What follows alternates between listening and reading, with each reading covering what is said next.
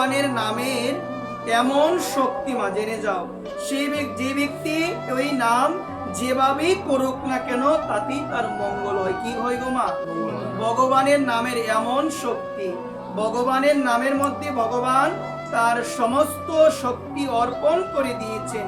এই জন্য তো শাস্ত্র বলছেন যেভাবেই করুক না কেন তার কি হয় গো মা? মঙ্গল হয়। রামচরিত মানুষে বলছেন ভায় কুবায় অনক আলস্য নাম জপত মঙ্গল দিশি দোষহ। রামচরিত মানুষে খুব সুন্দরভাবে গোস্বামী তুলসীদাস তিনি লিখছেন, ভগবানের নাম যদি অবহেলা, সংকেত বা পরিহাস ইত্যাদির চলেও করা হয় তাহলে তিনি সমস্ত পাপ নাশ করবে। ভগবানের নাম যদি পরিহাস, শ্রদ্ধাভাবে নেওয়া হয় নাই, পরিহাস করে বা মাহাত্ম্য না জেনেও যদি একবার বলে হা নিতাই হা কৃষ্ণ, ভগবান অবশ্যই অবশ্যই মঙ্গল করবে। জলের কাছে গিয়ে জলে যদি আমি নিজের ইচ্ছায় না পড়ি, কেউ যদি আমাকে ধাক্কা দিয়ে ফেলে দেয়, আমার শরীরটা ভিজবে না? স্বেচ্ছায় নামলেও ভিজবে, যদি স্বেচ্ছায় নাও নামি ভিজবে কিনা বলেন না?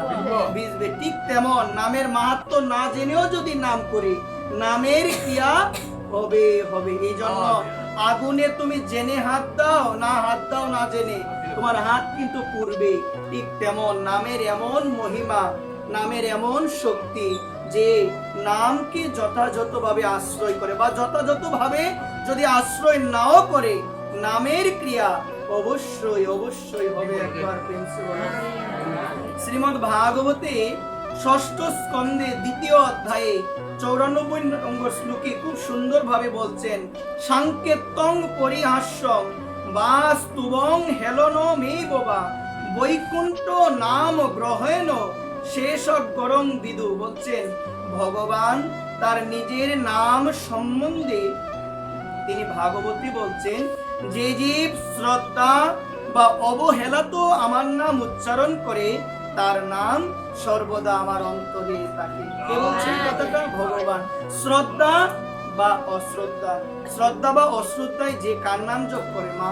আমার ভগবানের নাম জপ করে, আমার ভগবান বলছেন আমার নাম সেই ব্যক্তির অন্তরে বিরাজ করে। এই জন্য ভক্তগণ দেখুন, শাস্ত্র আমাদের জানিয়ে দিয়েছেন, শ্রদ্ধয়া হেলয়া নাম রটন্তি মম জন্তব তেষাম নাম সদা পার্থ বর্ততে হৃদয়ে মম। যে নাম শ্রদ্ধা সহকারে করো বা যেভাবেই করো, পরিহাস করেও করো, ভগবানের নামে এমন শক্তি। নাম নামকারী ভগবান নিজ সর্বশক্তি, আমি নামের মধ্যে সমস্ত শক্তি অর্পণ করে দিয়েছি। এই জন্য এই হরিনামকে যে আশ্রয় করবে, নামের কৃপা হবেই হবে। মন লাগুক বা না লাগুক, নাম কি চারা যাবে মা? যে আমার নাম জপে মন বসে না। আমার বাবাকে প্রশ্ন করেছেন, বিনোদ বিহারী বাবাকে, বাবা নাম জপ করি, নামে তো মন লাগে না, কি করব? তখন বাবা বললেন, দেখো নাম জপ করবে আর তোমার মন বসে যাবে, এটা কি এত সহজ? এটা কি এত সহজ? যখন তুমি জপ করবে, জন্মে জন্মের তোমার বাধা আসবে, বিভিন্ন ধরনের খারাপ চিন্তা, বিভিন্ন ধরনের কলি তোমাকে আক্রমণ করে বসবে।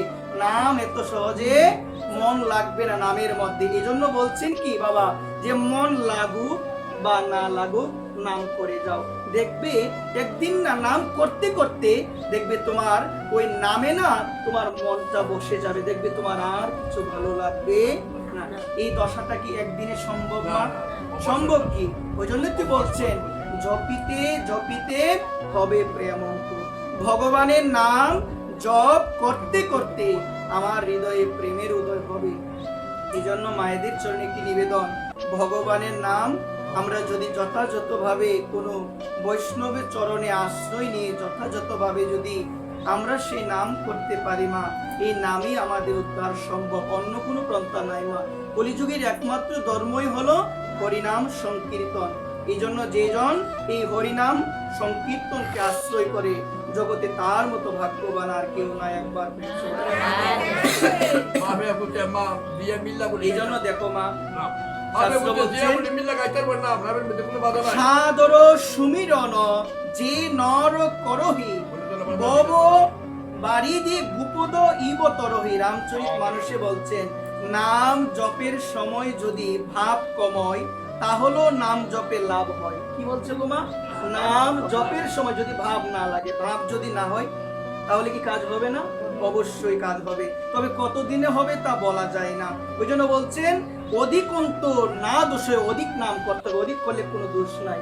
আমাদের সমাজে এমন অনেক মা বাবা আছে যে আমরা যখন 16 মালা করি বা 4 মালা করি, আমিও শুনেছি এই কথাটা, যে আমাকে তখন প্রথম অবস্থায় বলতো, যখন আমি মালার সংখ্যাটা একটু বাড়ানোর চেষ্টা করতাম, আমাকে বলা হতো যে আজকে সুযোগ পেয়েছো, আজকে তুমি মালাটা বর্ধন মানে বাড়িয়েছো, কিন্তু বাড়ালে আর কমানো যাবে।